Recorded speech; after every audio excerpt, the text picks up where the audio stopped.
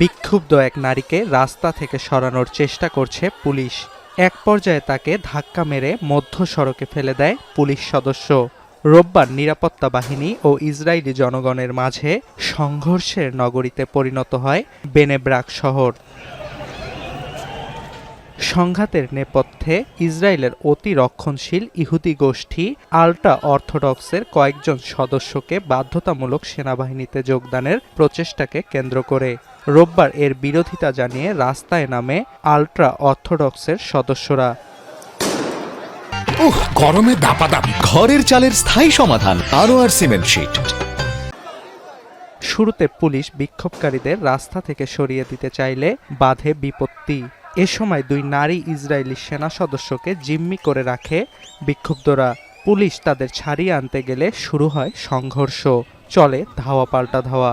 এক পর্যায়ে বিক্ষোভকারীদের ছত্রভঙ্গ করতে টিয়ার শেল ছুড়ে পুলিশ। আটক হয় অন্তত 23 জন। ইসরায়েলের সংবিধান অনুযায়ী 18 বছরের বেশি বয়সী নাগরিকদের সেনাবাহিনীতে যোগ দেয়া বাধ্যতামূলক। একজনকে কমপক্ষে 2 বছর 8 মাস সেনাবাহিনীতে কাজ করতে হয়। তবে 1948 সাল থেকেই কর্তৃপক্ষের মৌখিক সিদ্ধান্তে এটি শিথিল রয়েছে আল্ট্রা অর্থোডক্স সম্প্রদায়ের জন্য। রক্ষণশীল এই সম্প্রদায়টির বেশিরভাগ সদস্যই ধর্মীয় পাঠদানের সঙ্গে যুক্ত। তাদের দাবি, সেনাবাহিনীতে যোগদান সম্প্রদায়ের ধর্মীয় মূল্যবোধের সঙ্গে সাংঘর্ষিক। আল্ট্রা অর্থোডক্স নেতারা দ্রুত হয়রানি বন্ধ করে নেতানিয়াহু প্রশাসনের কাছে সম্প্রদায়টির সেনাবাহিনীতে যোগদানের বিষয়ে বাধ্যবাধকতা বন্ধের আইনি ভিত্তি দাবি করেছেন।